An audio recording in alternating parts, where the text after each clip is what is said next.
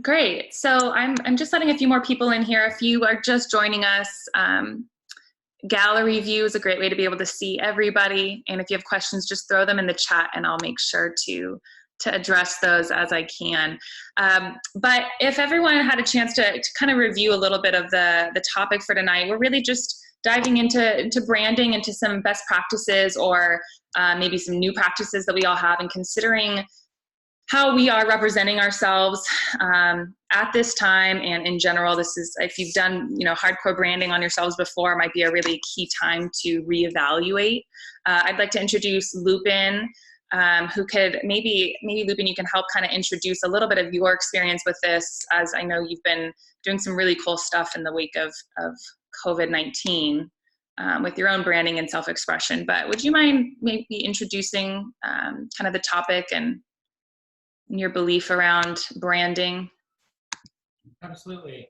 So how this came about was at our last set event, I heard a lot of people talking about being stuck at home with a lot of free time on their hands and kind of trapped without anything to do in context of work. And it made me realize, looking back on the brand development that we've done, how much sort of downtime it takes and personal reflection it takes to accomplish those tasks. And Josh and I, at the beginning of Shelter in Place, Josh Lewis, who's on here, he was asking about evolving his brand. And I gave him the questionnaire, and over the course of the last month or so, he worked through that, and I realized it was such a great thing, even though we all know in the big picture how incredibly important it is to define our brands. I think that in this time when we actually have some downtime, to take that opportunity to ask some of these more tough questions and get into the evolution of our own individual brands. And so offering up a really casual forum where we all can talk about what that evolution looks like and how we show up as a brand versus just a business owner. And the importance of defining the personality of your brand versus just key phrases or catchphrases that you're saying, but don't really have the capability to apply to the real world. So when we were putting this out there, we were talking about it. And what we made for our talking points, just to remind everyone, is why clear brand values inspire your clients and elevate your contribution. So at the end of the day, we have always felt like a unique perspective on the world is a point of difference. So as we evolve as brands, what our clients are looking to us for is a unique perspective. And where we get that from is from asking some of those deeper, more vulnerable questions. The questionnaire that I gave you, Lisa, that we can share with everyone is a great starting point. It's different for every single person and where they're going with their business. But I think a great way to start this off is just to try and identify as much as we can as a group where everyone stands with their brands, and if everyone understands the importance of clearly defined values within their brand. And I would obviously ask for Heather's perspective on that as well, being a brand specialist, I would say at this point. That was so well said. I can tell you that over the last few years, we've been having so many conversations within our own group about what branding is. And, depending on where you are on the spectrum of understanding that for yourself, it's on one end of the spectrum, it's, well, it's not a logo and it's not a category of photography, right? So, you can't just say I'm a lifestyle photographer and that is your brand. So in order to figure out what your brand is, you have to really understand the importance of moving away from that idea of letting your imagery speak for itself. And I've said this a lot of times. If you listen to my podcasts, we talk about it a lot. This idea that in the past, you would take an amazing, beautiful image, and that would speak for you. And you would say, oh, I want to work with Lupine. Oh, I want to work with Stephanie. That image is what I want for my campaign. Well, competition has gotten fierce, and there's so many more photographers out there in the world. So how do you stand out? Well, the way to stand out is to create a brand for yourself. And to do that, you really need to dig deep and figure out what are all of the experiences that you've had in your life that lead to you to figure out what it is that you really care about. What do you give a damn about? What is the most important thing about you that has informed your photography, so that you can then go and align yourself with other brands. A great example of that is, standing for something. I always use the same example of, you could be Dove, right? Dove soap stands for something. They stand for beauty. It doesn't matter if you're tall, short, black, white, Asian, Hispanic. It doesn't matter. You're beautiful. So when you go into the store and you see tons of soap, right? You choose, oh, I want to be beautiful, or, oh, I align with that. I'm beautiful. I want Dove. You take that. So Dove stands for beauty. You aligned yourself with that. You chose that. Another example is Warby Parker glasses, right? There are so many glass companies out there that you can choose from when you have to choose your glasses. Well, Warby Parker stands for something. They stand for, buy a pair of my glasses. You can then go buy the glasses. And then we'll donate a pair of glasses to somebody in need. Oh, wow. Okay. I've got 5 glass companies to choose from. I'm going to choose them because that aligns with something that's important to me.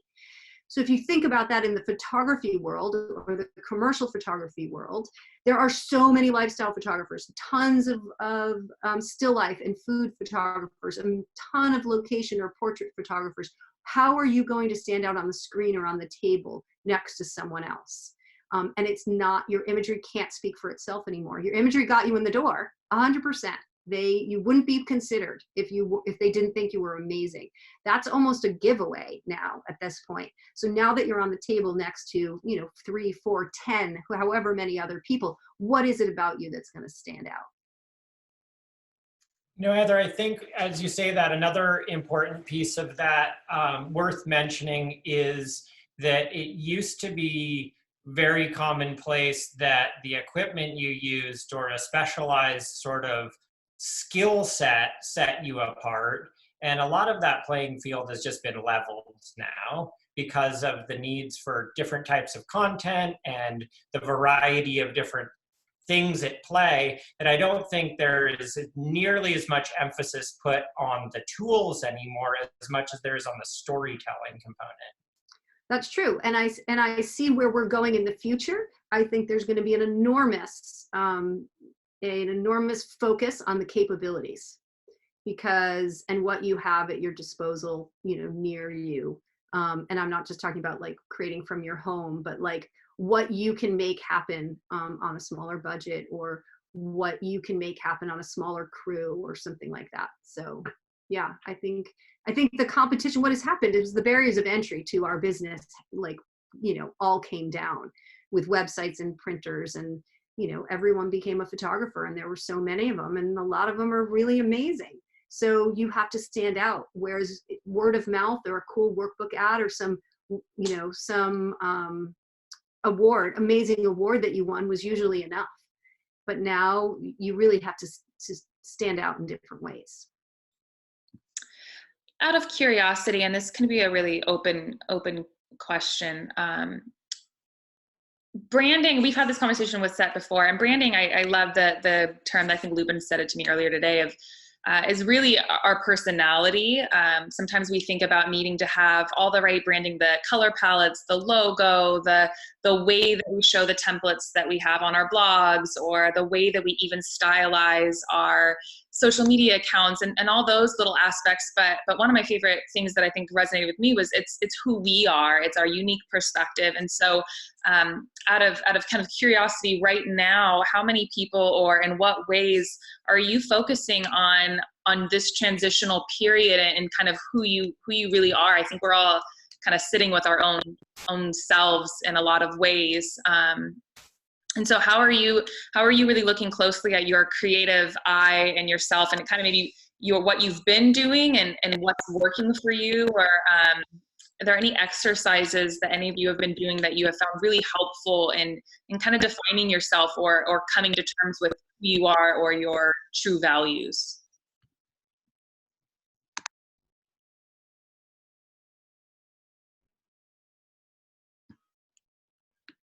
That was a big question, huh? That was too many questions in one. Maybe raise of hands. How many of you are currently proactively working on your portfolio, website update, branding in general, or in some way? Have you found during this time that who you thought you were as a photographer or as a working photographer is changing in this very moment? Yeah, cool stuff. Out of curiosity, do you have an agent or somebody that is guiding you through the process? Just show of hands right now. Okay, cool.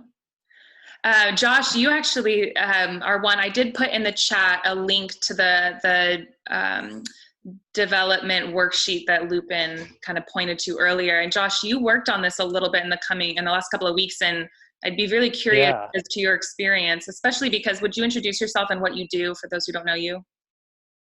Yeah, sure. So I'm Josh Lewis. I'm a digital tech and a lighting tech, and I provide teams for photography and video productions, any kind of creative production. So you were just touching, Lisa, on sort of like values and what exercises have people been doing to define their values and get in touch with them. I'll just say from my experience for the last couple months since this started, I've been really actively working on sort of honing in on my values and what I really truly care about the most. And it started as just a lot of brainstorming and making lists of all the values that I could think of that applied to me. And then throughout this process, it's become, it's just gotten sort of honed in, and I've had to sort of let these things percolate and go about my daily life. And I'll end up having thoughts and coming back to things and realizing, oh, that's not in this list, or, oh, that needs to be much higher because I just saw a real world example. And then also just doing a little bit of sort of creative writing, like journaling. When I get an idea or think about something, I'll just write out a couple pages about, could be any topic that's pertinent to me, or I realize, oh, I've always enjoyed this, and I just try to get to the bottom of why. And then that kind of gave me something to cross-reference against the very literal, analytical list making that I had done. I got to kind of like compare it to this real world situation where I'm like, oh, I've done that since I was a kid. There's got to be something to poke at in there, something that's really special to me. And so I would just say that brainstorming and coming up with the list, but then just really spending time with it and just checking it against my daily life and experience. Very cool. I think something really important to add in there is very frequently as business owners, I think traditionally we sort of set aside a bunch of the stuff that's really near and dear to us to come across as super professional, right? And I'm qualified because of this, this, and this. And your qualifications and your values are very different things. This thing that's sort of essentially been on the side as my personal belief system is now transitioning into the core of your brand.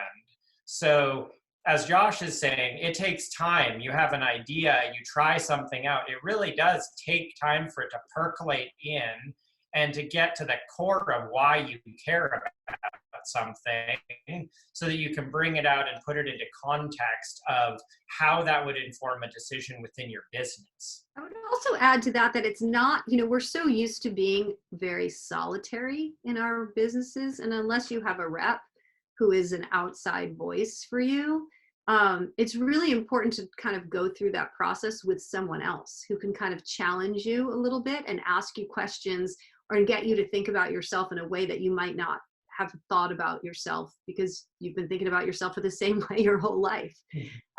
So I think, being able to have a conversation and let somebody ask you questions about your experiences, I think really will help you figure out what it is that you value most. And then you'll start to see really interesting trends in your work. Like, oh, no wonder I chose this type of photography or this type of imagery, or I'm, gravitate to this aesthetic. I feel like there's a really freeing component to it as well, where we generally, from the traditional aspect, sort of end up pigeonholed into, like you're saying, Heather, these distinct little categories. And as you define a value system, it opens up a much broader spectrum of sort of subject matter that can still be on brand. I have to say, I think this is a really fascinating. I just noticed that we have 40 participants here tonight, and I think the last month we did this, we had 13 or so, 15. I think it's interesting. I don't know if it's just because more time has passed or if it's because of the topic itself, but I always tend to find that when the concept of branding is the theme, the more people show up. And I think that, maybe correct me if I'm wrong, there's just a lot of curiosity on the best ways to express who we are and what we do, because it is rapidly changing and evolving. And right now in particular, there's a lot of unknown. And so I'd be really curious to see, and maybe Heather, this is something you could answer, in what ways are the best ways to express, what outlets are the best ways to speak and to make ourselves known and heard. I mean, back in the day, I feel like postcards and sit-down meetings were kind of the two most talked about. But right now, what are the most important channels for being seen as a brand, or for getting better understood? That's not the right verb. Yeah. Well, I think it's a great question, and there's lots of different answers to that. I mean, there are the traditional distribution channels that exist: social media, source books, postcards, in-person meetings, all of that. So like, all of us know that those exist, and we can push content out through those. But I think if you're going to look at it through the branding lens, you should really think about the work that you're creating and who you're creating it with. Can you collaborate with someone? Can you both go out there and promote it? What is the story that you're trying to tell about yourself and the story in your work? So that, I feel like, helps you get a little bit closer to this idea of, if your work can be a part of culture, if you can go for a share of culture versus a share of voice, I think you will have your work will be seen in a different light. And what I mean by that is, we're all looking for a share of voice when we go through the distribution channels, right? Like, I'm interrupting you when I send you an email, when I have an appointment with you. Like, everything is permission marketing in those traditional channels. But if you can find a way to create something that goes out there into the world in a different way, that becomes a part of culture. And I'm not saying create something that goes viral, although that is one way to become a part of culture, that reflects your values in a very authentic way. People will catch on to that, and they will see it on their own and be like, oh, that's the person who did this. I know that. And they're seeing it in other places, in other areas of their lives. I think that, let me add in there, Lisa, I think that there's an important sort of moment there to call out, which gets frequently skipped over, which is that when you're communicating your values, they're only as strong as you believe them to be. So as you're going out and you're communicating your values, I would be really interested, from the group we have tonight, of how many of us feel like they really understand what those values are for their brand and are successfully communicating those to the world, and that they really are informing every single decision you make with your business. I mean, I think it's a hard thing to grasp. Like, let me try and give you an example of somebody in my group, and Lupine, I won't speak for you. You can share your own, but like, Andy Anderson, I don't know how many of you know him, but he is an outdoor photographer, shoots portraits, landscapes. He's traveled all around the world. And we've boiled down his vision or his values to this idea of curiosity. And he has, you know, his career, his whole life and his whole career, he's kind of grown up with the outdoors. And everything in him is the idea of all the lessons he's learned from a life lived outdoors is reflected in his photography. And this idea of curiosity kind of fuels what he did. You know, he's obsessed with curiosity, and that fuels what he does. And that, coupled with collaboration, is like the magic bullet for him.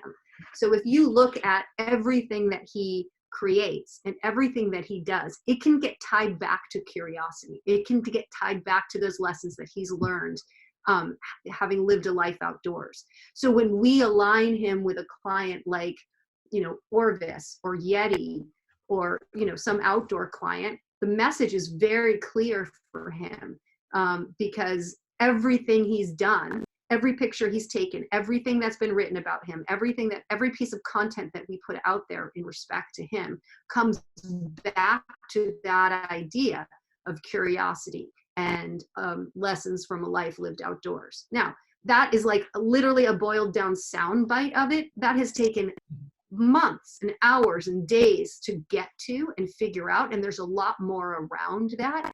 But think about branding as putting language to your words. I mean, to your visuals and to your photography. And I'm not saying what is the story about your image.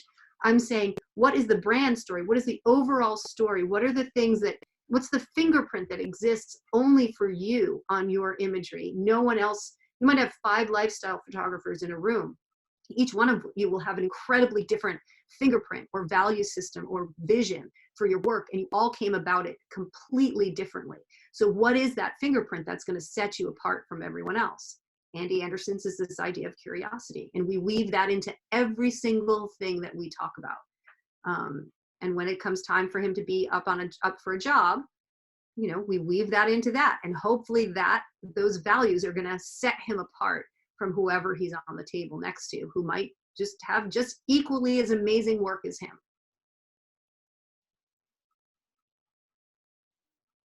So one of the things that I've at least personally battled with during this time is realizing that I'm going through a shift as things are changing in the climate of our industry. And so I guess this is really bringing up for me, realizing there's kind of this common denominator of who I am and what those core values are, and then how they play. And so what I'm hearing from you, Heather, is this kind of targeted messaging. It's maybe things have shifted in the way that we work or what that looks like, but being able to connect on a deeper level. And I think, Lupine, you brought this up at a separate set of being able to connect with the network that you are already in and the connections that you already have, and building those relationships and being able to kind of resonate in a very real way with those people during this time. I mean, I guess I'm wondering here, how much is branding ourselves and starting to market ourselves during this time seen as appropriate, or in what ways can we move cautiously to brand ourselves and to start showing ourselves during this time with so much unknown on the horizon? Who is that question for? Anybody. Anybody who has ideas on just how to properly and appropriately express who they are during such a sensitive global pandemic like this. Is like when we go to speak and when we go to connect, I find that this is the topic, is what's happening currently in the world. And so is that something we stick with, or is there a very appropriate or happy way, not happy, but to kind of navigate through that and start maybe forward thinking on creating new work, or moving from this point to what's to come? Well, you've brought up a lot of points, and one in particular is that I've been talking to many art producers, and all of them are saying they like being marketed to right now. And originally I was like, I pivoted immediately to just solutions-based communications. That's all I wanted to share. And we're still doing that, and I haven't changed my mind. That's the priority for our group right now. But we have a lot of solutions to offer in a lot of different ways. So I feel like that works for us. But the art producers I talk to are not concerned at all about receiving a really pretty picture of a person on a beach, or, you know, a gorgeous landscape or a cool portrait. They want that still. You know, I don't think it's probably necessary to send imagery of, you know, a bunch of people at a party, you know, or a big wedding scene or a bar scene, like somewhere where there's like lots of people gathering. That probably feels a little tone deaf. But if this isn't a like post-marathon bombing or post 9/11 where everyone is just like, what? You stop. Like, this is more of a, like, we are in this time of this shared humanity where we're all experiencing the exact same thing. So as long as what you're sharing and showing is reflective of that time, and it doesn't mean we all have to have masks on, it just means you're sensitive to the fact that, like, there's not 50 people in a room hugging in a picture, I think you're fine with your communications. Well, it's great to hear that and reassuring that people are liking kind of being marketed to right now. I know that last month we did have somebody share, an art director, say that that they're not getting enough. And right now with stock imagery being a big topic and needing to source images, they were surprised at how quiet photographers have kind of gotten during this time. So I think it is kind of reassuring to hear that this is a time for us as creatives to show up and to reconnect and to resonate with our communities and do some outreach. Lupine, are there any ways, I know you've focused on a lot of branding this year and the last couple of years, is there any ways that you've been really inspired on expressing your work, or what's next, or anything in that realm for you? Well, I think what's interesting with this kind of current level of brand development is that there's something happening that traditionally didn't happen very much in the hero image era, I guess we could call it now, which is that before we start to create anything, there's this kind of really fun series of questions that take place in context of what we're trying to say and who we're speaking to, that happen way before. Even if it's a beautiful object or there's something wonderful as an idea that will be visually appealing, there's an effort to really answer the question, what are you saying?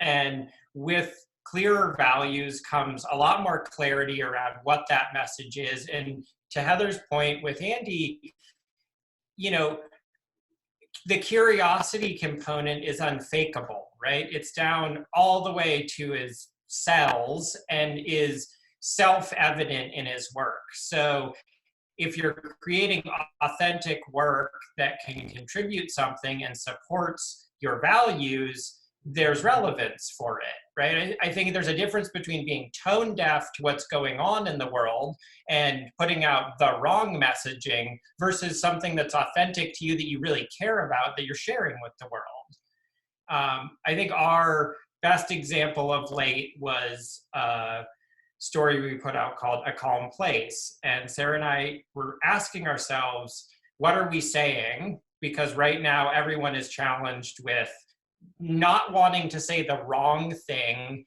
in this current moment, right? Not be tone deaf to the fact that people can, you know, they're going through a range of things. They can have a sick friend or a family member, or God knows what was going on. We also know that they're trapped at home and looking for things that are emotionally and visually stimulating, right? So when we did A Calm Place, we asked who we were speaking to, which was our community, and decided instead of asking for anything to offer something.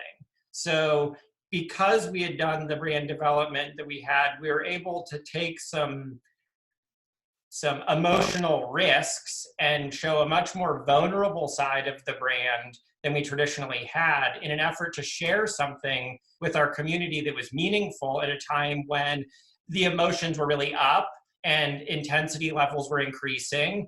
And we decided to try and offer something. The balancing act there was not departing completely from the visual aesthetic of the brand while also introducing something from a subject matter standpoint that was utterly different than anything we had showed before.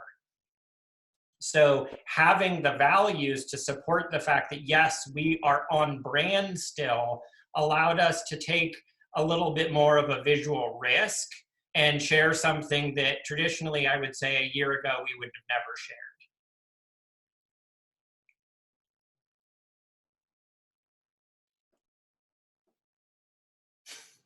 It seems like the values end up kind of validating that risky thing you think about doing. It gives you like a thing to check it by and be like, oh wait, yes, that's how I know it's right, and this is the thing to do.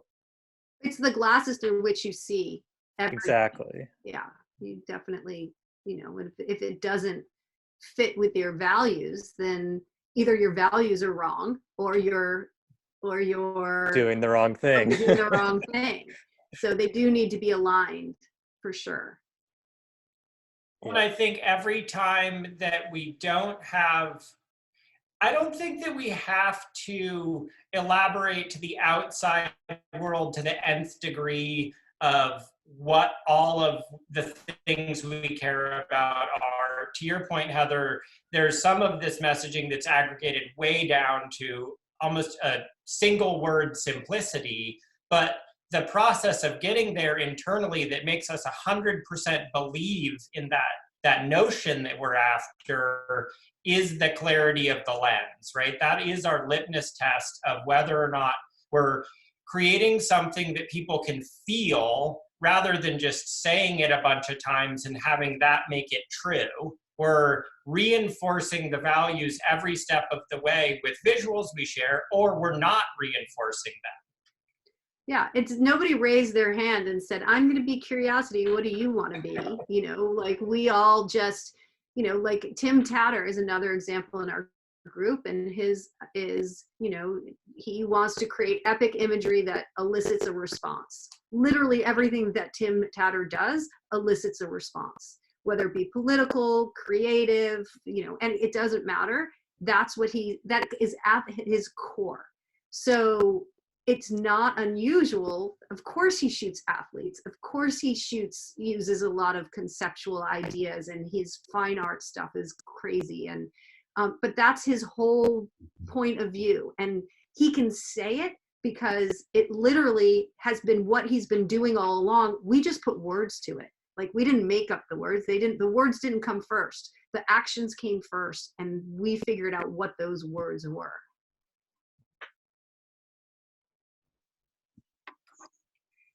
I was going to share something earlier. I'm Steve Applejack. I'm AP board member here in SF as well. And when this whole, COVID started, it really checked me as all of us really were non-essential workers, right? And really the value of photography in some ways got really diminished. And I really had to think about my core values of what is my purpose and what am I all about? Is the camera inherently what I'm designed to do? And I realized the camera is just this outward tool that I use to do what internally is what drives me. And it's interesting as I look back, as I was a photojournalist initially, then a teacher, and then now a commercial photographer, the thread that goes through them all is that I've always wanted to connect with others in a deep and meaningful way and notice and see people. And if you've ever been on set with me or met me, I'm like innately curious about people and want to know like, all their backstory and who they're, what their interests are, and notice their cool glasses, or why did you cut your hair that way, or whether it's a little kid on the street or a senior or the secretary or a custodian, anyone and everyone on set. I'm just like, oh, tell me about yourself. And I realized that I didn't need a camera to do that. And this COVID time really taught me that, like, oh, you know what? I can continue my brand by connecting with others still. And that's something I tried to make a point of doing on a weekly, daily basis, is just checking with friends and reaching out to people that I've known or haven't talked to in a long time. And now I'm sort of challenged by this conversation. It's like, oh, how can I extend that into a more broader perspective if that really is my brand, unfolding that into, being real intentional about communicating, like that's what I'm all about, and let me have that come out in my work and in my discourse. So I appreciate you guys prompting all this. It's really making me think. Well, I think that's a perfect example, Steve, because that is what will make someone feel something from it that's unique to you specifically, right? Where someone else can have literally identical subject matter, and yet you're capturing something unique because of a connection. I would add on to that and even say it's also the way you present yourself. The second you started talking about it, I saw you. You know, I saw Steve Babblejack. You got close to the camera, your hands are up. That was physically you. And that's the passion. I think that's the authenticity that Lupine and Heather are talking about, is it's the personality. So we can see the list of core values, and you can find pretty words and ways to kind of put that together. But how are people actually experiencing you? And I think, Heather, you mentioned that, of like, who can you bounce these ideas off of? Who can you ask to be vulnerable with? Who in your life can you trust to share feedback and to ask you the challenging questions, so that you can look at yourselves, so we can all look at ourselves and really and see who we really are. And I think sometimes that's what I see the most in the set groups is it's when you kind of start to speak up and connect with each other that you really actually end up seeing the most about yourselves. So please don't hesitate to speak up. Thank you for speaking, Steve. Please don't hesitate, any of you 43 people in this chat, or write a question in the group chat if anything comes up. I love that. That was great. I would also challenge Steve to how are you going to communicate that visually? What is the project that you're going to create, or the, series or something? What are you visually going to create that speaks to your core values? And can you do it by yourself? Maybe you need to collaborate with someone that isn't another artist, right? I don't know. Or maybe it is. Maybe it's a poet. Maybe it's a songwriter. Maybe it's somebody who makes something in the community. Like I have no idea what it is, but who and how will you collaborate and come up with a project that speaks to who you are? And then, because usually you're speaking for other people, right? You're doing projects for other people that you're bringing to life their vision and their brand. And they've chosen you because they've sensed that you align with their brand, and the work that you do is what they want. But when you go out and create for yourself, don't try and fill a hole. I mean, there's definitely projects that you need to do that fill holes in your portfolio, like, oh, I need more, seniors. Okay, great. Go photograph that. But what are the projects that you're going to do for yourself that speak to who you are as a creator and an artist and a photographer and a director? And you don't have to do them alone. You can collaborate with other people to get them done. It can be bigger than a series of photographs. I just want to comment about that Steve, when you started talking about, enjoying meeting people and community and like just getting to know everyone, I think that's solidly in your brand, because that just made me think of that Oakland baseball team project you did, which was a project that Steve chose to do to connect and show this really interesting community of the Beers, or was it I forget the name of the team, but it was this total ragtag baseball team, and he like got in there, and like you just got the sense that he was doing it because he loved meeting this interesting group of people and wanted to be right in the middle of them. It was pretty cool. Yeah. No, I would, there's my signature yeah. image of this guy, Charlie. I thought the same thing when he was talking too. I thought about that same project. Yeah, that's your brand. It's in there.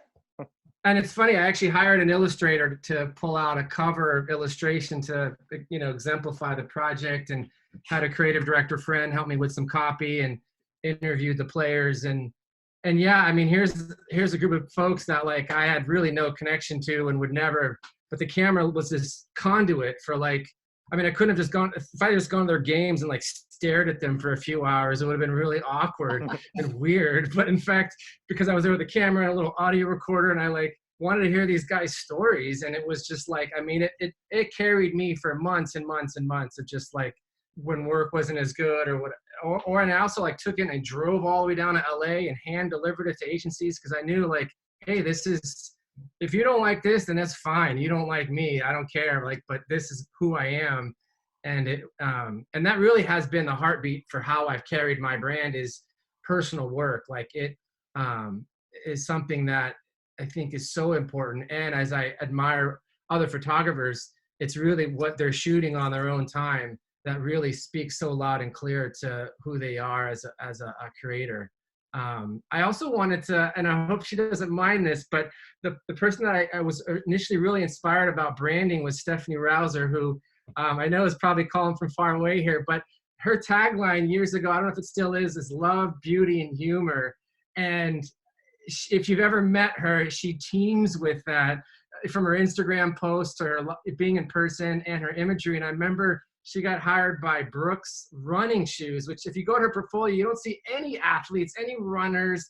There's no like sports section. And here's this running shoe company hiring her because their brand was Run Happy. And who's not the best photographer for that? Someone who steeps in love and running and fun, and Stephanie Rouser. So I don't know, I just, when I think of branding, I think of her often and use it as an example quite a bit. So hi, Stephanie. I'm glad you're calling us from Bali. Hi, Steve. Hi. Thank you. Yeah, it's bringing up a lot in my head. But thank you for that. I left California about 3 years ago. So July will be 3 years. And I stepped away from the profession because I was just exhausted. I was really fried, and I had lost my way, basically. I just wasn't enjoying what I was doing anymore. And just trying to be everything to everybody was just too much, from writing treatments to being the videographer to being the photographer. It was just not what I had gotten in the business for. So I was just going to leave for 6 months, and it's become 3 years. I'm back in June. So I saw this email and I was like, I think I'm going to get on that call. But these 3 years have been just amazing. So for me, the beginning of being in Bali had me sort of doing a deep dive into what is it that brought me into photography and why am I not enjoying myself in the way I was in the beginning. One book that really helped me a lot was Simon Sinek's book called Start With Why. And when I read that book, that was about 1.5 years ago. I was in India, and it was just on the street, and it was like so cheap, and I just bought it and read it. And it was one of those things where it's like, oh, I was meant to read this book, because it totally explained to me why I was no longer enjoying what I was doing. I was doing all these projects that didn't speak to me. I had to become this photographer.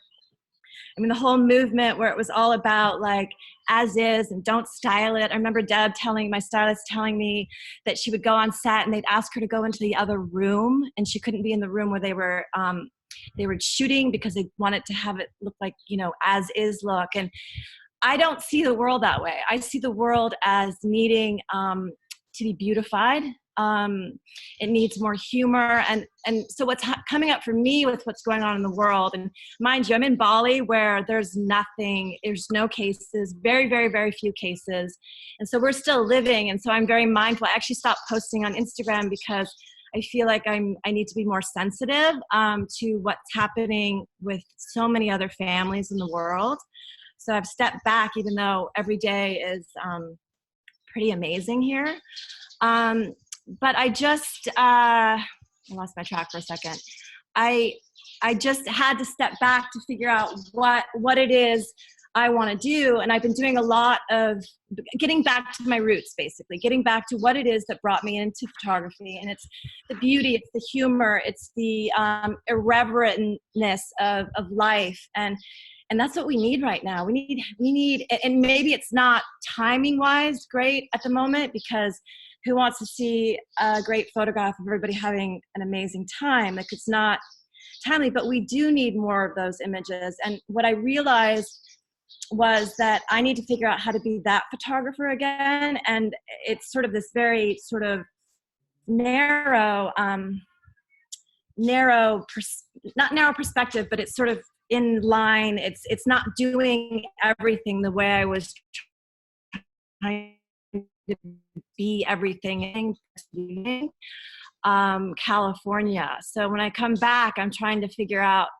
how to be a photographer. And I'm realizing too that I'm a stock photographer, and I'm honestly trying to figure out how to be a stock photographer only, because I'm finding that is the way I can be the most creative. I get an idea, I know about a location, and then I meet somebody and I want to photograph have all these ideas come about. And I'm a very spontaneous photographer. I'm not very conceptual.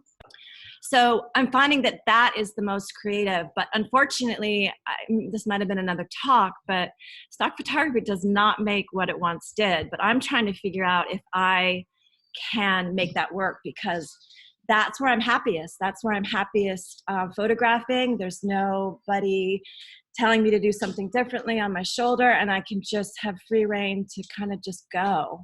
So that's what I'm contending with at the moment. But when I was reading that Simon Sinek book, I realized there was a chapter, and I just realized I totally got why I was no longer enjoying the profession. It was because I stopped taking those photographs that I was really good at taking, and I was really enjoying taking, and I was pushing my talent to do more things and try different things and trying a quirkier outfit, and how do I make them laugh more? And that was what made me happy, not the jobs I was doing up till 5 years prior to coming to Bali. It was, and I was in a position where I had to take every job that came. I don't know if anybody else relates to this, but I had created an overhead that was based on 2005 income. So anything that came across my desk, I was doing, and that's just horrible for the creative soul, just saying yes to absolutely everything.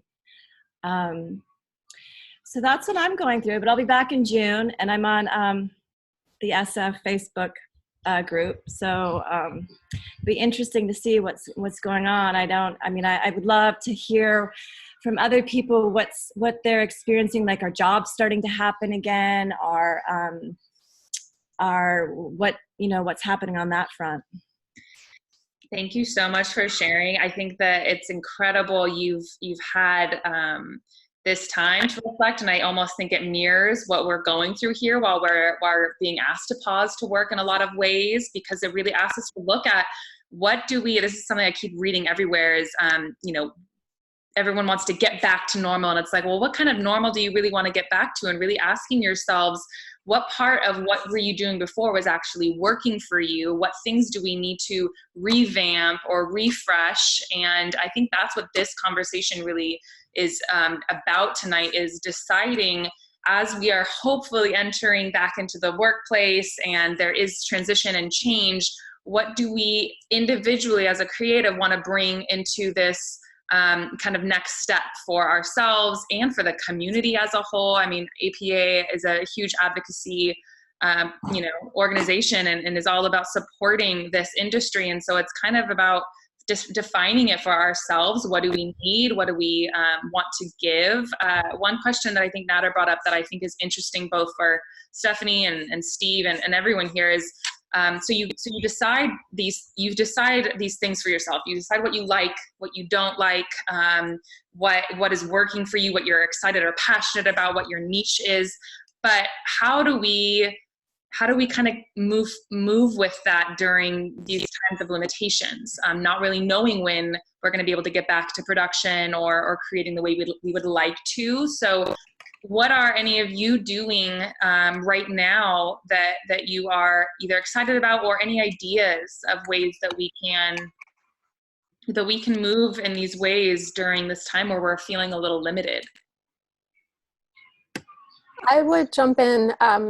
I started rebranding actually before shelter in place happened. And so I've been focused pretty much 8 hours a day on working on that and revamping my website. And to go back to the language thing, I found through having some outside eyes on my work and my own response to what was selected, it really helped me hone in on a set of words, and having those has been really empowering. And even though there's not a lot of freedom as far as what we can do, I've found even in just shooting around the house or going on a walk, that having that clarity of, like, these are the types of images that are so authentic to me, that make me happy, that when someone else recognizes those and says, oh, I like this, it actually just lights me up inside. And I'm like, you see me, instead of just kind of what's, good. And so that's been really useful. And I just wanted to say one other thing about the the marketing and interacting. One thing I've done, and I know someone mentioned it on ImageMaker, so it's not an original idea, but I have reached out to some clients just through an email to check in with them, especially clients I have who are in somewhat in healthcare related spaces, and just touching base really to out of genuine concern. And that's felt like something that was really felt good to do and that I could do. So yeah, just wanted to share that. Thank you. Another question came in that I think goes hand in hand is that, how are you finding, this is for everybody, how are you finding ways to access and hone in on your values? Is it spending time alone? Is it traveling, journaling, bouncing ideas off other people, putting in music and just dancing wildly till something feels right? Sarah, did you want to share? I like yours. Yeah, that was my question, because I think what's interesting in this is hearing that we are all individual artists, and this isn't about how to brand, how to develop your brand, but it's about why you need to, and it's as unique as each of us are. So mine is definitely nature stoking and being on set and being creative, personal work. I heard Steve say journaling. Steph is finding time out on her own, and I think that's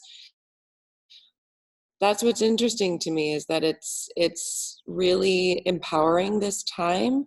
It's a challenging time for sure, but what's really been incredible is that we are all in this place of being really introspective, and it is in its time, and it can be an asset if you're using it. Yeah. I found somebody talking.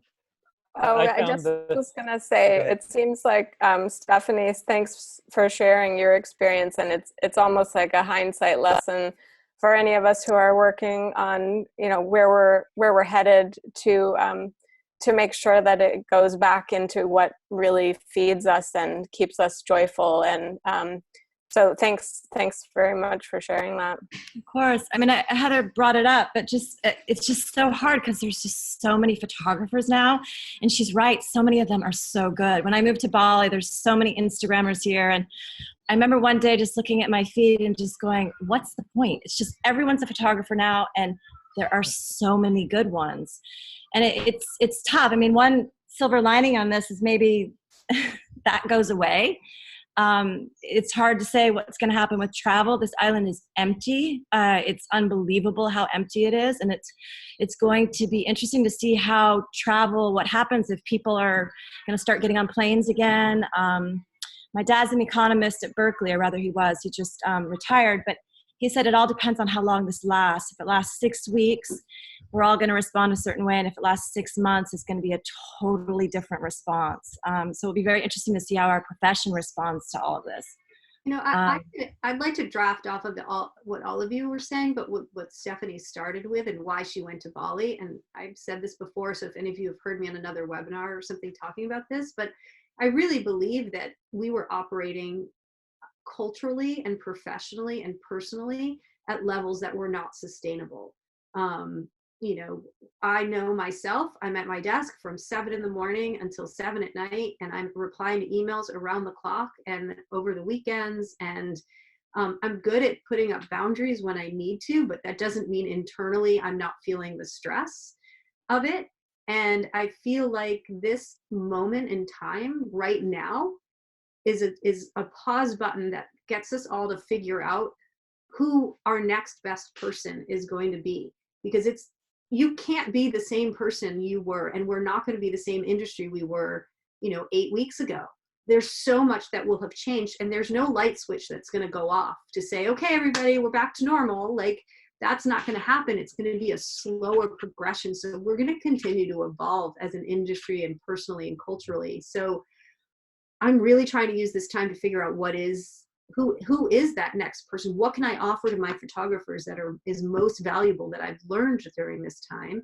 And how can I respond to what the future is going to be like so I can be most valuable to them? and for myself. And it's a scary time, and it's an exciting time because I think there's going to be such a boom of creativity that comes out of this. So I think, you kind of had some hindsight as 2020 stuff, like, years ago, you realized you wanted to get off and figure something out, and you had a moment of clarity and did that. And now you can come back in with that clarity. We're all kind of taking that, hopefully right now. We can push aside the stresses so we can really try and see clearly. And maybe that's branding for some of you. If you're on here, you're interested in it. So figuring out who you will be in when we open up. One of the things I thought was interesting, I reference frequently The Artist's Way by Julia Cameron, which Steve Babblejack actually gave me years ago. And it's a week by week kind of workbook that prompts the creative thinking and creative blocks. And a lot of it is asking you to kind of break yourself free of these predetermined boundaries or limitations or expectations. And I think that's interesting at a time now where we have in our communities these boundaries, being able to understand in what ways we can be more playful with ourselves to better understand who we are and what excites us and what fuels us. And so I just think that's a fascinating note of just being able to kind of break out of the predetermined biographies or about yous that you've written years ago and that you've stuck with, and maybe rewriting. One of the things I really liked that Heather said at one of our last set events was that we can no longer really define ourselves as a fashion photographer or as a lifestyle only photographer or these little words. It's more so about the kind of personality behind all that and who you are, why you are. So Josh, you had a thought on branding. I'd like to point it over to you. Yeah. Sorry, Josh Lewis. Oh, there we go. A little confused for a sec. Other Josh. Yeah, I feel like one thing that's been really helpful to me has been writing things down and just like really getting it down on the page. And it kind of forces me to confront the words in a way that I don't if I just like freehand think about stuff. And I think with photographers, based on my conversations with peers, has been around really that they struggle with kind of the personal aspect of branding. I almost don't like the term branding because unlike almost any other kind of business, like our business and the business face that we put forward is our personal face, right? And so I think that a lot of people kind of struggle with this process. It's almost like they don't want to put themselves in a box. They don't want to feel like they are a corporation or something like that.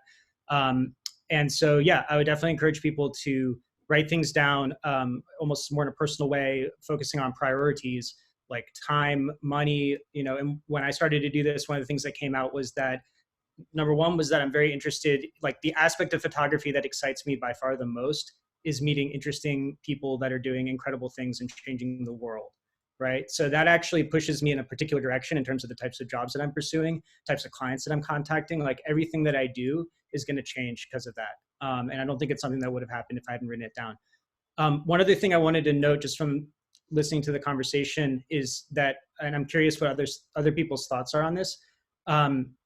Some of the things people are saying is their brand are kind of like personality traits, and some things are thematic aspects of their work. And I think that one of the challenges when you define yourself by something that's a personality trait as part of your quote unquote brand is that it's a little bit too general. In other words, like when Steve talks about being like really wanting to meet people, it's like lots of people want to meet people. And so I'm curious, it's like, how do you thread the line between something that's true to you, but not too vague, something that's specific, but and gives your work some form of definition, but doesn't put you in a box? It feels like people are always kind of running back and forth between those two things. And I'm curious what people think. Can I chime in on that? I think you have to it's why you need somebody on the outside to ask you questions and help you figure out what are all of the experiences that you've had in your life that have led up to you figuring out what your values are. So part of my vision, my values, is this idea that I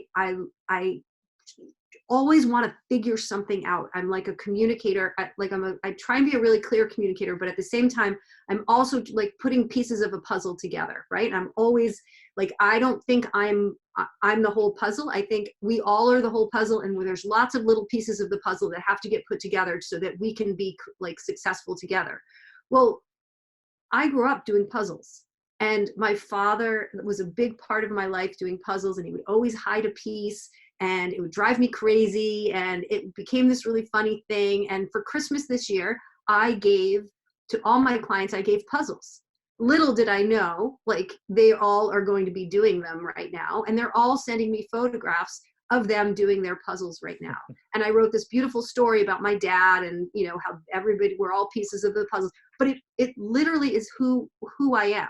So it wasn't just like, I recognize I'm one piece of the puzzle and I'm just there saying that about myself. We went through a process that made me, like, I talked a lot about puzzles, and all of a sudden all these other things were like, oh my God, Heather, of course this is who you are. Look at this big experience in your life and how it has influenced who you are, one aspect of who you are.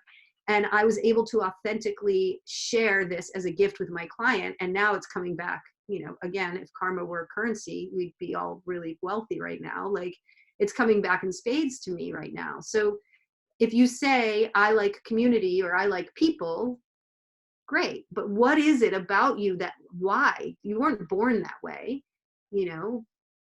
Doug Menuet is all about shared humanity. Well, he grew up with like community activists and community organizers, and he had all these really interesting people around the table with him. And he was a photojournalist, and like, of course he recognizes, you know, the commonalities in all of us, because he grew up sitting around the table from all these people who were talking about it. So it wasn't just like, I like people, so therefore I'm, you know, I understand, you know, have a different kind of empathy towards them. It was all of your experiences that you've had along the way.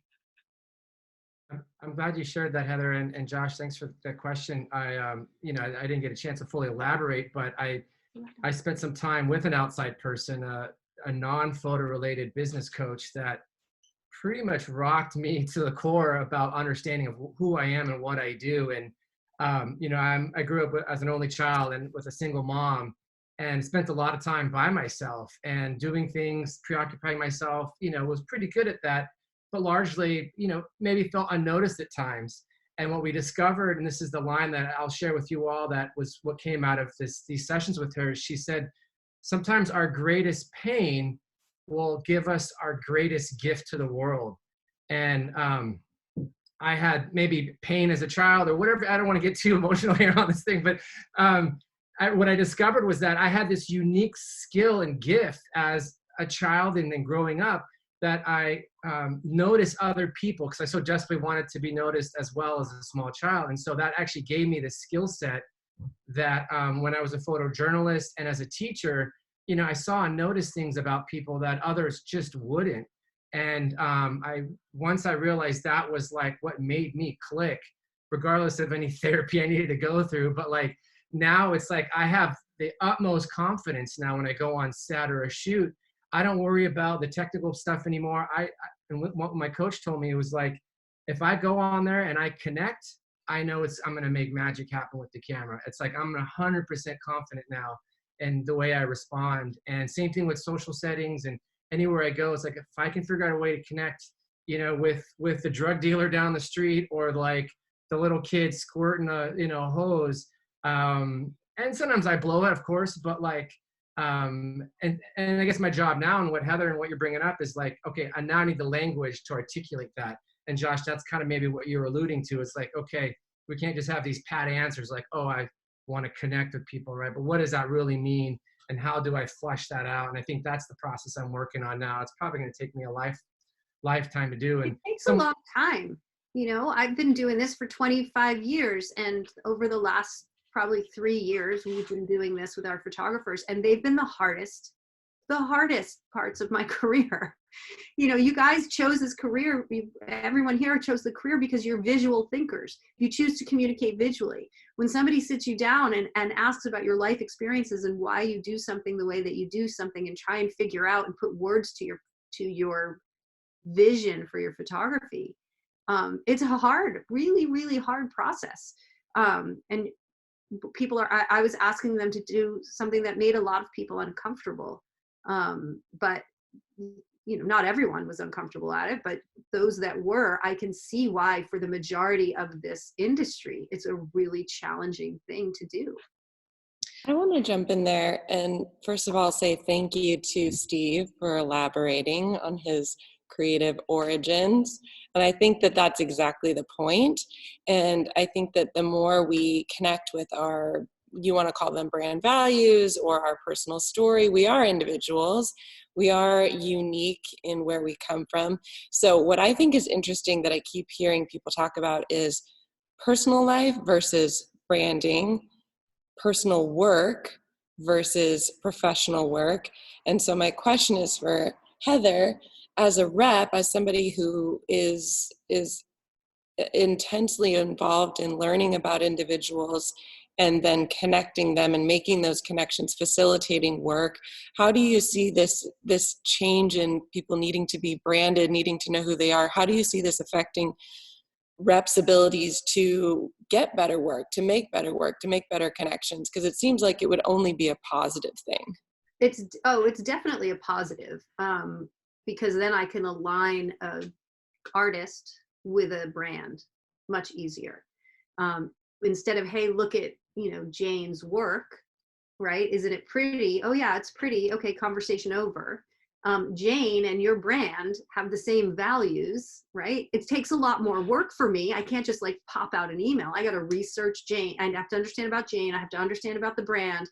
I have to make a connection. I have to be a clear communicator. I have to be a good writer, like, all of that. And I'm not saying it all falls on me. There are, the photographers, studios, and their teams are very helpful in this process, but it's a lot of work. So the role, at least the roles that I'm taking on as a rep, are very different than when I started my business 25 years ago.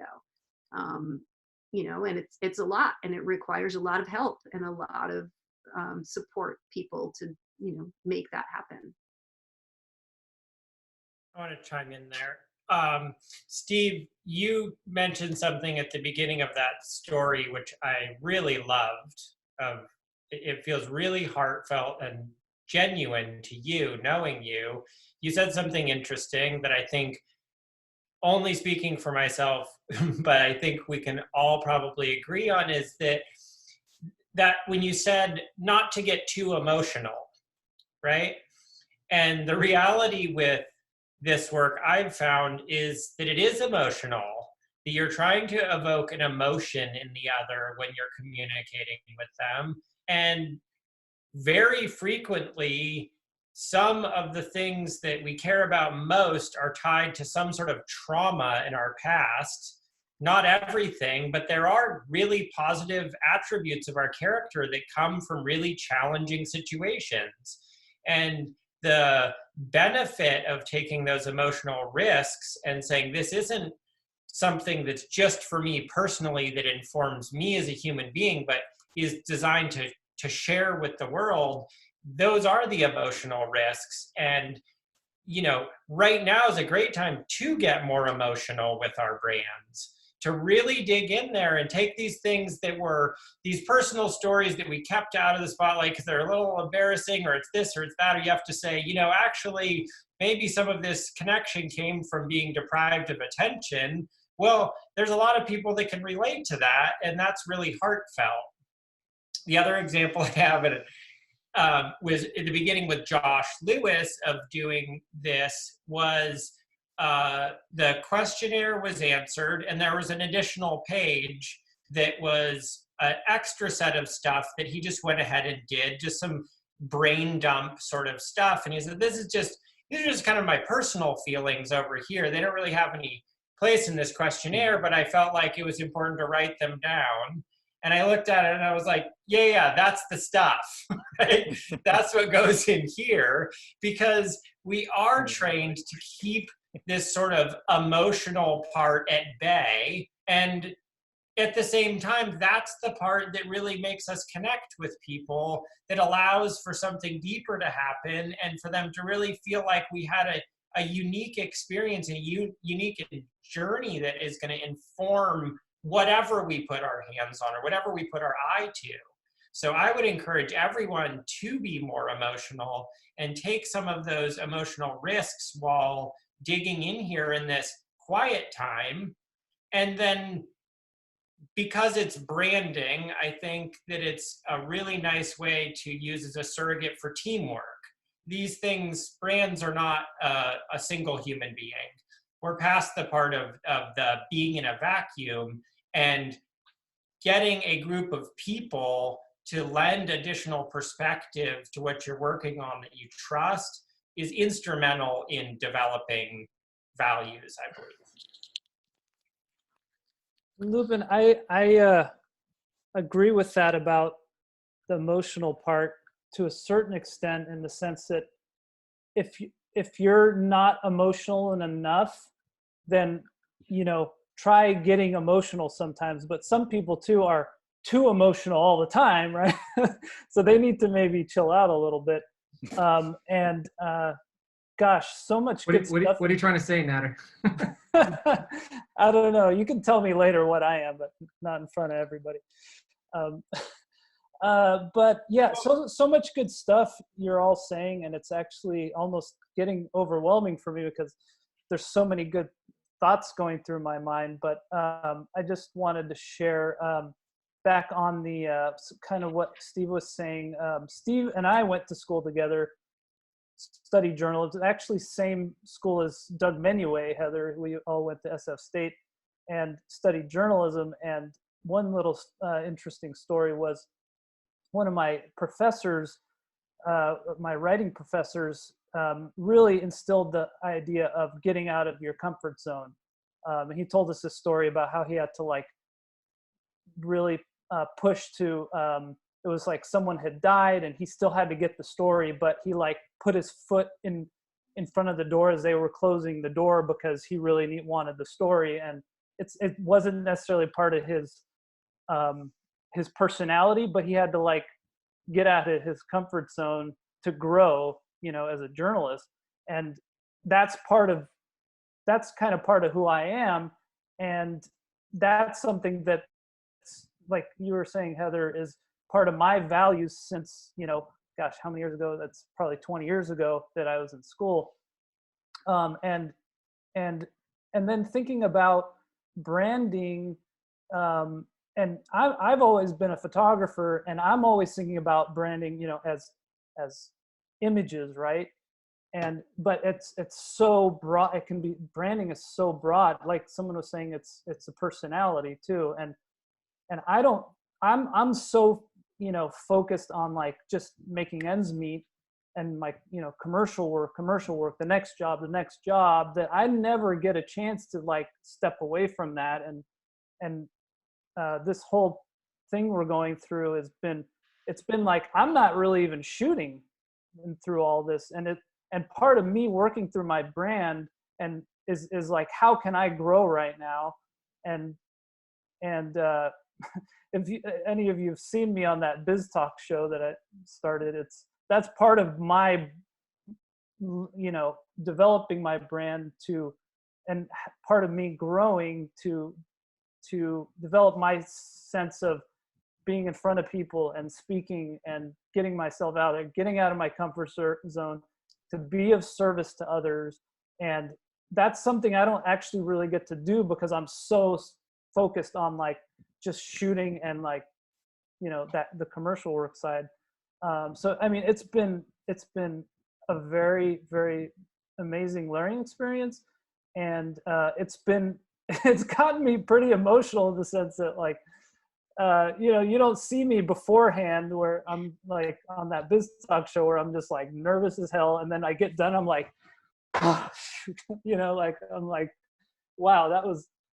So I mean, it's great to go through these things, and it's not always the easiest thing, but it's necessary to grow.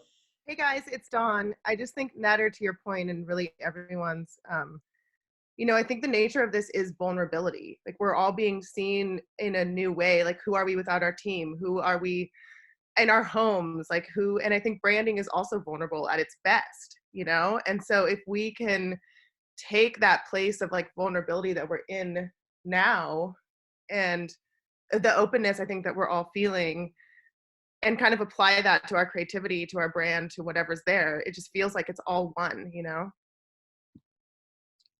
That completely resonates with me, Dawn. Thank you. And Lisa, can I just give one little quick clarification there? Because I think it's important what you said is there is a distinction, I think, that is important between sort of bringing drama to a situation, being dramatic, that sort of thing of like being emotional has a negative connotation that goes along with it, right? Oh, it's this, and it's really sort of in a very activated place.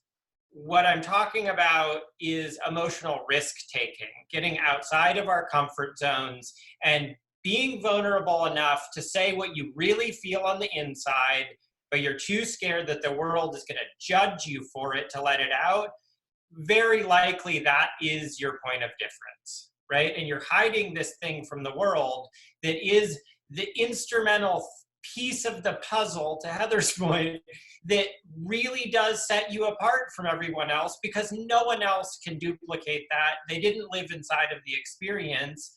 And yet, because of how we're programmed with society, we end up keeping that really deeply personal stuff to ourselves and not sharing it with the world. So emotional risk-taking versus being dramatic, I think is a important distinction to make when developing your values. Can I say something?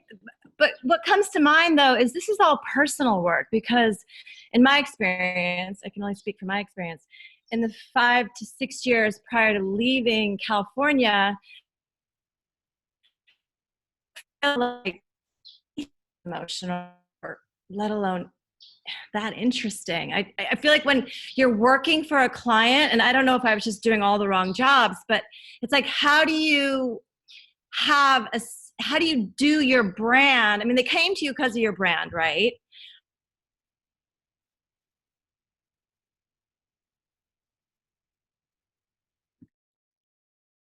Am I the only one who's I was just going to say, Stephanie, you're breaking out. Sorry? Sorry, can you go back like 15 seconds? Did I cut out? Yeah, you froze for just a second. Okay, hold on. Bali communications are so, oh wait, hold on, I'm on the wrong Wi-Fi. I like where you're going with this though.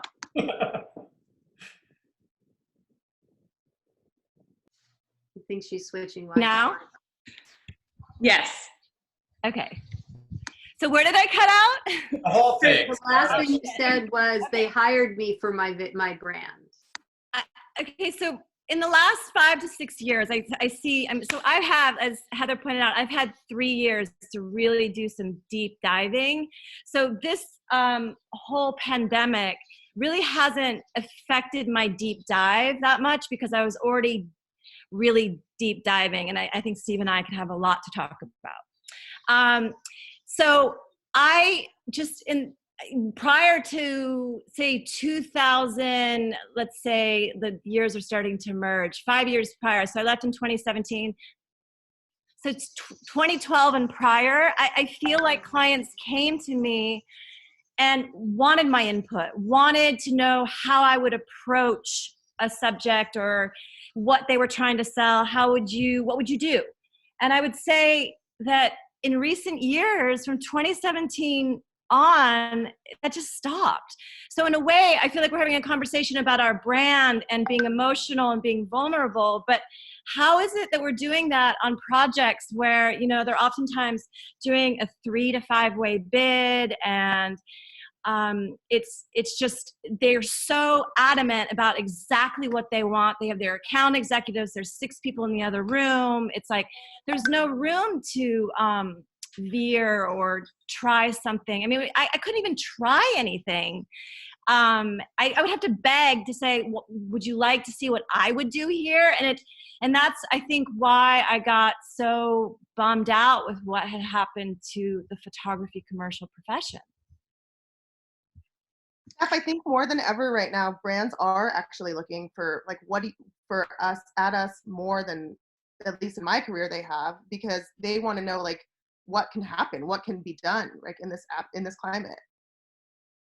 I do think brands come to you for your vision for sure. And I know there are many clients that don't end up executing on that because it gets watered down for all the reasons that you've said. However, I do see this shift that's happened in the last few years where ad agencies are not being used in the same capacity that they have been being used in the past. And they are being seen more as like production companies or executors. And it's the talent that's being looked to help shape the vision, especially with client direct type work, where they are coming to you to partner with you because of not only your vision and what you will create for them creatively, but for your capabilities. So I think part of being a brand is not just defining your photography, but defining your capabilities and what your possible, because you're not being hired to shoot a hero image anymore, and you're not even being hired just to shoot a library of images anymore. You're being hired to create content, and that spectrum of content is massive right now, and you really have to understand the dance of what it means to be able to create all of that. And somebody just coming out of college or just new to the scene is probably not going to be able to pull off what you have been in the business for quite a long time is going to be able to pull off. So I think being able to brand yourself is going to also help elevate you amongst all your competition in a time where it's like the Wild West out there right now, and will be even more so. I think there's another really important distinction there, Steph, in context of what you were saying when you left the industry, of just being kind of burned out on it.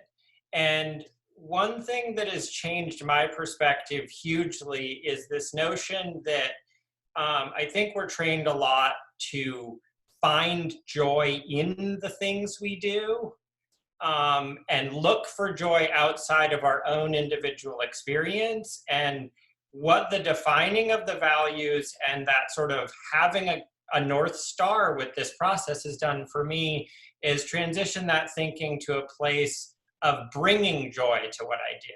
So we may get a client that wants a very specific thing done a very specific way on a tight budget and a tight timeline. It's our job as an artist to still show up with a good attitude and be able to bring joy to the process and make whatever given set of circumstances we have in front of us the best it possibly can be. And that will lead to more trusting relationships, will lead to more creative freedom. And if we can't bring joy to what we're doing, we either need to work on refining the values more or work on eliminating that thing from our experience so that we're doing more things that we actually can bring joy to and don't have that exact experience that you're referring to, which is like, I've had enough. Like, everybody feels it. We all know that sensation very well. And to be inspired is another step beyond that, right? And that's the thing that we're all really after at the end of the day, is feeling the inspiration in what we do, so that when we're talking with a new person, we are able to resonate with what they're doing and bring a certain level of enthusiasm to anything that you put in front of us. I mean, I think and I hear what you're saying, Lupine, and I agree. And some of the things that I feel around, you're asked to do multiple bids. You're at, what Stephanie's saying, it's like, you're asked to do so much. How do you still have it in yourself to bring joy, when you can feel a little bit sucked by, like, you're working on these treatments and you're doing your we're like small business people, and we have to do a lot ourselves. And, so how do you still tap into that joy within a lot of this pressure?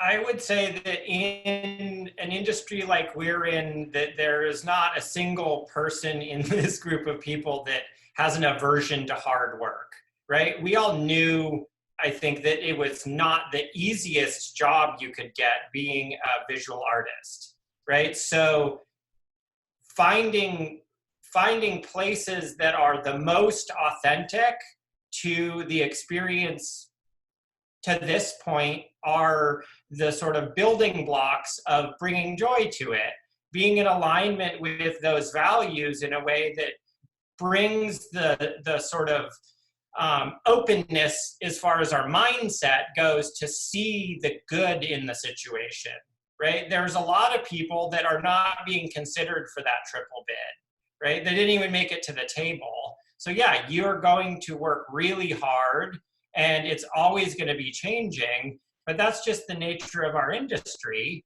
And I think the only disservice that we can do bigger than, burning ourselves out and not taking care of ourselves is limit our perspective to a place where we go, man, it was so much better in the good old days. Because the reality is it's now. And we've all had tons of conversations around how to stay inspired and to keep those kind of creative juices flowing. That's why the values are important, because it's the fabric of what we're made of. And if that's alive, there's, at least for me, there's the ability to bring joy to what I'm doing. To add on or answer also, Nader, I would say a lot of the things I've noticed, and I'm still, really exploring who I am as a photographer and what my branding is and how I express myself. I have a tendency to understand more so my creative process, like when I personally just feel my best, when I feel the most deeply excited and happy. And I also have learned my boundaries of when I need to say no to things so that I can give myself the time to get back to that place. So I would just bring that up in the sense of understanding what it is that fuels you and refreshes your energy. And before you jump back into crazy action and productions that exhaust you, knowing what those things are that serve you, the baths that just you got to simmer in for a while, or the road trips or the journaling or the dancing or whatever. For me, mindfulness practices, yoga practices, things that help me. I try to bring those into my daily and weekly kind of refresh process. But creative processes are really interesting. And I mean, to kind of then transition that into my question that I've been stirring on, and I don't even know what the question really is, but I personally struggle a lot with deciding on who I am. I am such a creative spaz. Steve Babblejack, you can call me out on this all you want. I put my hands in every freaking honeypot I see because I get so excited, and maybe that's what it is. It's just excitability and connecting deeply with people. But I tend to say yes and to do things. And to be honest, I at the start of shelter in place, I was coming off of a vacation, so I was really well fueled creatively, and I just started playing with home shooting. And even RC called me out today of like, oh, you're shooting some fine art stuff now. And another friend said, oh, so are you going a different direction? And I'm like, no, it's just play. I'm just playing. I'm experimenting. I don't know. I'm not changing the direction. I am who I am. And then I got commissioned to document on the streets of San Francisco this incredible art project. And I'm finding myself now doing creative direction for muralists and painters and a different form of art advocacy that's, I realize APA has brought into my life and the awareness that I love advocating for the people I believe in. And so I'm rambling now, but my question is, how the heck do you brand yourself when you are constantly evolving as a creative and every experience is changing your perspective? It's hard for me to keep up with. And I guess that's where I'd love to know, Heather, from you, what's the best way to properly portray that constant evolution of self? Is it through social media? Is it through email blasts? Is it just kind of doing the thing and letting people observe as you go? Anyone can answer this, but help. You're saying a lot there. And I think if I boil it down to two things, the thread of who you are existed before you started playing or trying different things or putting your hands in different honeypots. Like, that is who you are. So you're being true to your brand that way. So you got to figure out what that is, and all of those experiences and things like what do you stand for? What do you care about most? And the fact that you're playing around and putting your hand in different honey, like that pays off the value. So that's not, oh my God, now I have to change the value. And how you communicate it, I mean, again, there are the traditional distribution channels that exist that we don't have a lot of tools in our toolbox in terms of that, or a lot of channels to go through. So I would say use the traditional channels unless you can get some other, be a part of culture in a different way so that people take notice of you because other people are writing about you, other people are sharing your work, you're getting shared on a blog, or I don't even know, because I don't know what the project is, so I can't say what would be relevant to that project and how it would be getting shared. But it's again the difference between share of voice versus share of culture, and choosing the right channels to any of those channels would be great to share the work that you do. But I wouldn't think that because you're changing and playing and doing different things that your brand is sporadic. Like, figure out what your brand is. But because I bet there's a thread there that is very common in every single thing that you do, and I bet you'll be able to go back to it and be like, of course that's why I did that. Lisa, what you're saying, it's really making me think about, like, there's the term branding, but then there's also the term vision, like, and thinking about vision, but also you're dabbling in different things. But if you have a vision for where you want to go in the, like, 5 years from now, 10 years from now, and dabbling in that artful stuff may be part of that vision, and what you become in 5 to 10 years is kind of like a synthesis of all those things, right? So, and like like I was a journalist, and that's coming into play with like shooting food and like people and lifestyle, and so that artfulness is going to be influencing your yoga shooting, and that is who you are as an individual, and no one else is, what I'm saying? That makes you. Thank you. And this actually just made me think too, the different channels in this art project. I've realized how much I've pigeonholed myself with social media, in good and bad ways, but also hanging out with muralists and other artists and managing their social media for this overall project. I've realized how many people see a painting and or see a sticker on the street or a sign, and actually, if it resonates with them, they'll go and look at that. So just a reminder that, like, putting things out in the public is similar to putting out a postcard. It gets seen. And so sometimes just the kind of putting out as many options as you can for visibility, I think, is an interesting perspective. And I've seen that with artists in different ways this last month. So just planting that seed now for any of you looking for different channels. I have one more piece of insight, I think, to lend to that, just because I think it really warrants saying. Heather alluded to it, Steve did as well when he talked about where his sense of connection comes from. But I think it's important to just remind everyone that these sort of values, these things that really we can attach best to, for the most part, we can trace them back much farther than we originally thought, right? So in this moment right now, you might go and like, I'm all over the place, I'm here, I'm there. Well, to Heather's point, follow that thread back to its origin, and it'll feel more cohesive. But it's the information, the informing of who we are, our identity, starts way earlier than we give credit for. And then we go, well, I'm a photographer, I started here, and this is my skill set, and da-da-da-da-da. But really, Steve's sitting here going, well, when I was a kid, maybe there wasn't enough connection, and now that's why I like it. Well, you go all the way back to the beginning and then follow that out. And there are some sort of key points along that timeline that we pull out as relevant. But I guarantee you, as you start exploring all the way at the beginning of that, you'll find relevant information that will inform why that is important to you. And also, the experiences that you have right now are going to inform who you are in the future. So I think figuring out how to get on that train, like figuring out what that train is so you can get on it and you can like ride it all the way through is, I think, a really important part.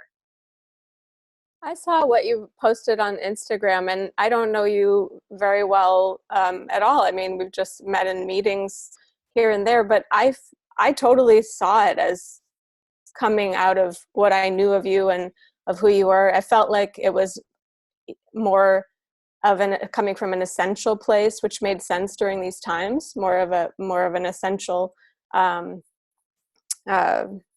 don't know, creation, and your message with it about everything being temporary.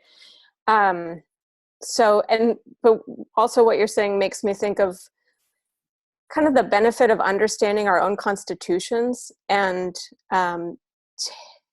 knowing, am I a person who, spreads like fire and goes in all these different directions, and, or am I very earthy and grounded, and am I slow to move, or, kind of examining our own constitution and can help, I think, to either prevent, saying yes to something and then later saying, gosh, how did I get myself into this?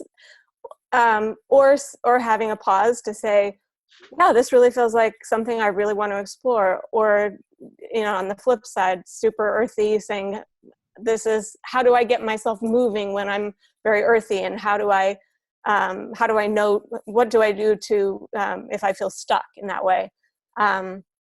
So yeah, I think that as far as, to me, if there's an experimentation that's happening and it's exciting and nourishing, and you're even just compelled to do it at all, like if I'm compelled to do any experiment, that's great, because a lot of the time I feel exhausted and, like I should be making something today that wasn't, that I wasn't paid for, but I feel tired. So I just celebrate any time that there's some productive experimentation, some play. And I think what you've been producing is really beautiful. Thank you. And I also think this just proves how having the community is so crucial, just to be able to have other people voice in and give feedback on what they see in you, and also how things read. I think self-doubt is pretty apparent in the creative mind, especially in times like this when there's so much unknown, but I really appreciate all that feedback. Thank you. Anybody else have any ideas or things they're kind of swimming through right now? I could just, go ahead, Donder.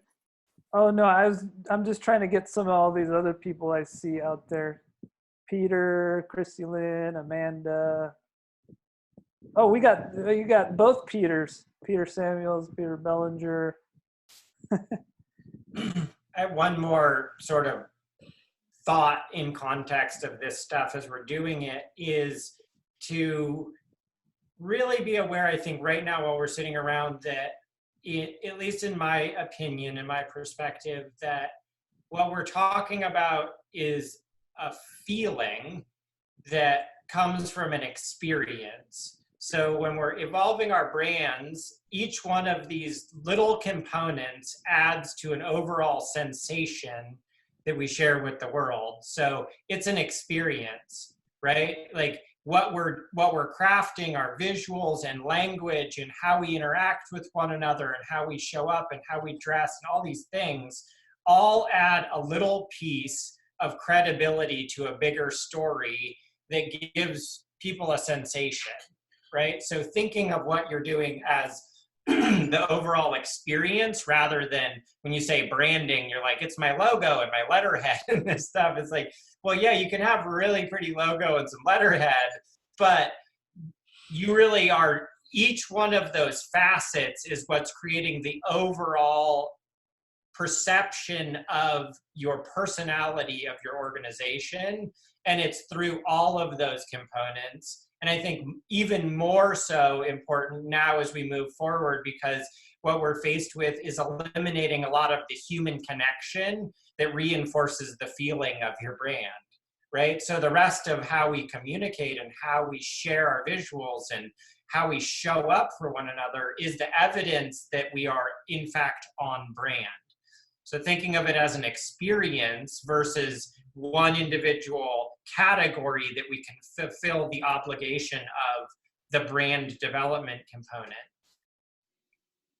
I mean, Ken is faced with that on a daily basis because his role with the studio is to have people experience something consistently and authentically over and over again as they move through a space, right? So that's part of ours. But at the end of the day, the messaging, the visuals, the interactions, they all have to be cohesive and supporting whatever you're saying for it to feel believable. And Jeff just kind of proposed an interesting thought, as well as, you know, once you have that, once you've developed or at least gotten a good grasp on what your brand is, what best way to establish and sustain it? The first thing that came to mind when I even read that question was just the authenticity. I feel like if it's true to you, it's a lot easier to sustain. Any other ideas though on ways that you can constantly be reinforcing your brand in an authentic way, or establish it? I have a question for Josh, because I know that earlier he said that he's currently really actively going through this and doing a lot of journaling. Josh, have you found that just having this downtime and really putting a lot of attention into it, has it changed your portfolio of it? Has it changed the way that you are writing emails? Has it changed? Are you already feeling that you're getting more defined as an individual and as a brand? Yeah, and I'm glad you said as an individual and as a brand, because it all applies. I feel like I wrote the values to apply not just to me, not just to my brand, but they are my brand and my personal values are now defined as one and the same. And it becomes the filter that I make all decisions through. Whenever I find myself struggling, you know, with do I go this way or that way now, I'm forcing myself to go back to those values that I chose and to say, well, you know, using these as my lens, what should I do in this situation? Or when I'm about to hit send on an email, is that really true to what I told myself I'm doing and I'm about? It just becomes like this compass or North Star. So yes, it absolutely changes how I do or think about everything, which is a really cool part of it too, because now I have this thing. I'm not just, you know, grabbing in the dark at the things that I think I care about. I have a pretty physical, you know, tangible thing that I can compare things to. And it's a really good, it just gives me this like position to work from instead of sort of trying to reinvent the wheel every time. For whatever it's worth, I've been posting a lot of images from my archive, animal images, mostly horses, just because, and digging through them has kind of been refreshing. And I find that Instagram is really pretty awesome for making me want to do that. And I wasn't quite sure, and I wasn't, you know what, I mean, it was definitely feeling like this, you know, this isolation, intensity, fear, uncertainty. I wasn't quite sure if, you know, posting a picture of a horse was relevant or not. And then last week I found this one image that was a total outtake at the time, and it cropped it in real tight, and it was one horse resting his head on another horse's mane, and the caption was "longing for less than 6 feet." And that was a really popular, you know, it was kind of a popular post. And then I was like, oh my gosh, I matched my brand with my feeling. And that made me happy, you know, and I just kind of stumbled onto it. Thank you, Instagram, for the guilt of making me post all the time. So there you have it. Nice. I would like to add something to the conversation. So when you think about branding, you always have to think about like what other people are thinking about you, that's your brand. You know, that's why it's so important to everything that you put out. Like Lupine was saying, like, you know, I need to be cohesive. Wherever people see some work of you or a comment or whatever, they need to notice right away that's you. That's why the logo is so important, that you stand out and that there's that people can recognize you. Because if you share, let's say you send out mailers, and every mailer has different work, the only thing that ties it together is your brand. So your visual brand, your logo, and your design. But your brand is everything that you put out. It's your phone message. It's like how your team is picking up the phone and talking to clients when they call the studio. So, and I think that's probably what makes it so vulnerable for everyone to figure out what is my brand, because you have to put yourself out there. As a photographer, it's your personal brand. It's not just an anonymous business. And I also think that what makes you you, what you maybe hold close to your chest, when you start sharing that with other people, you will see that you're much more relatable and people are actually more drawn to you. And that's how you differentiate yourself as a photographer in the very saturated market. I found that, I know journaling is a general example, but working on my bio and writing a much longer bio than is needed really helped me get into some of those stories that you're mentioning, how their life experiences going way back and relating it to photography, doing it in the first person. It's difficult to come up with the appropriate length bio, but I think that just letting myself write a really, really long one and get into telling my story has been a great exercise, and I am not done with it yet. I think that's a perfect moment to reiterate what Heather said of how our experiences right now in another year will inform the brand, right? So it's an evolution. There is no done. You have some more experiences, it informs the brand again, and you keep going, right? So there's never a point where you're like, oh, the brand work is done and now we're good, because you have some more experiences and your perspective changes. So I think that is a great way to stay inspired with it, is to constantly be tinkering with it and fine-tuning it and evolving it. Well, we are nearing 8 o'clock. Any last questions, thoughts, shares? Thank you so much for everyone who did share already, or for your faces just showing up. This has been awesome.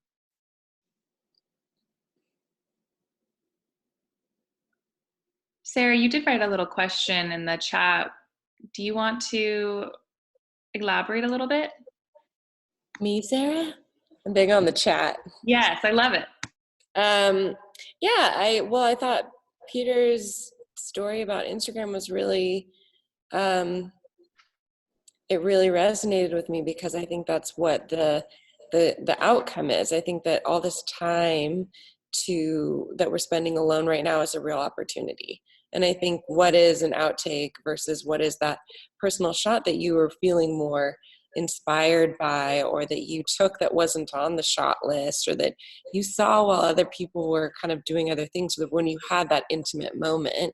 And same thing with you, Lisa. It's like what you were inclined to do was just what you naturally did on your own. It wasn't observed, it wasn't prescribed, it wasn't on the shot list. It was just a natural experience. And I think for me, some of my earliest work in college, and then some of what I've been looking back through in the archives have been really, there is an emotional connection, like Lupine mentioned, and I think that's a place where I've looked to start trying to really identify what it is that makes me unique as an artist. And it's not, like you said, it's not necessarily specific category. And to Heather's point, we can't just be, I'm just a still life photographer, that's it. you know, no more answers. There's a lot of people can take great shots and the market's saturated. So I think that vulnerability and that intimacy, and Peter and everyone speaking to their own unique story, I think that's really the takeaway for me, especially.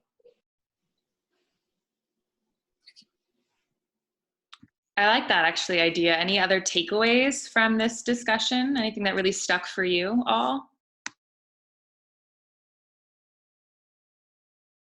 I personally would love to do more of these talks, and it's very inspiring to be with everyone here today and see where everybody's at. I haven't been shooting at all because I'm taking care of my parents up in Oregon right now, and I found myself doing random things like flying a drone, trying video out for the first time, and just getting in touch with that, and also dipping into CGI because I'm a product photographer, but I don't have a camera right now, so I'm trying to learn how it can produce imagery a different way. So if that resonates with anybody, that's what I've been up to personally. You know, I'd like to leave you guys with something to think about that I've heard many, many times on all the different webinars and podcasts and people that I've been talking to a lot.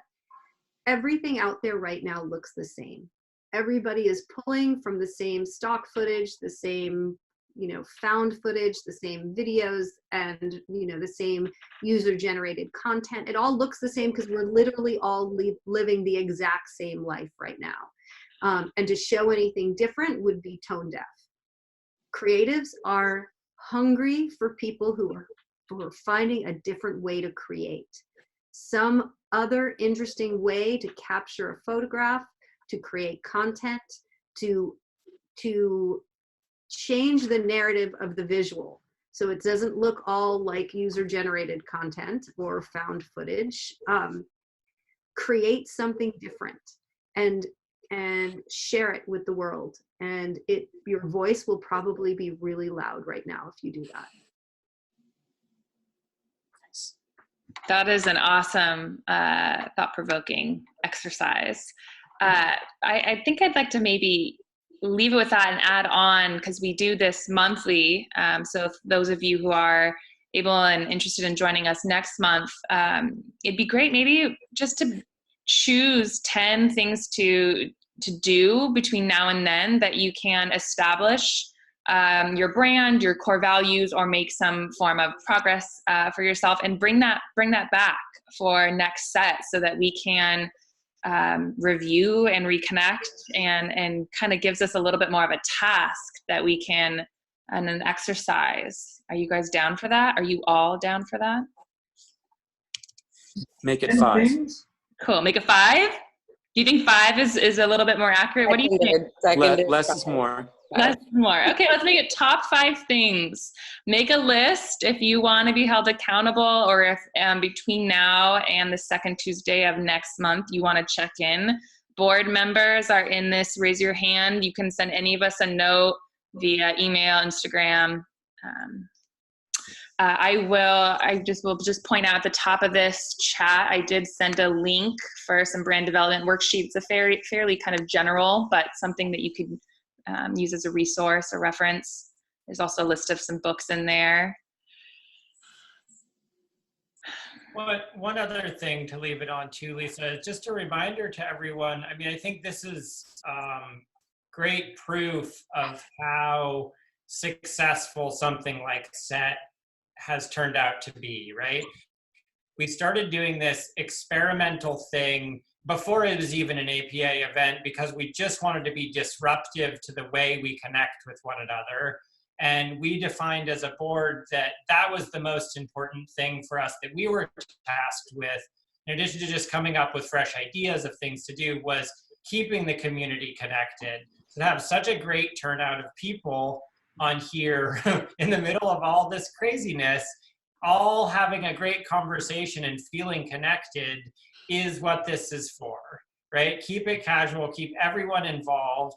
So reach out to fellow community members as you're doing your work, and find at least one other person within this group of people or outside of it that you can share that journey with and get an additional perspective on what you're working on. It's the whole point of this, is to grow our network of people that we have to talk to.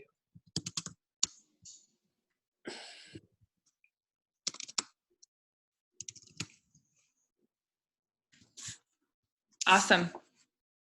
Well, thank you all for being a part of this community, and Heather for all the really awesome information and insight from a totally different perspective. Thanks for having me and sharing. I've learned a lot tonight too. It's been great. Awesome. All right. Well, we'll see you all next month. Keep an eye out and stay connected, stay inspired. Wash your hands. Wash your hands. Thanks, everybody. Thank you. Great. Thank you, everyone. Awesome. It was great. Thank you. Bye.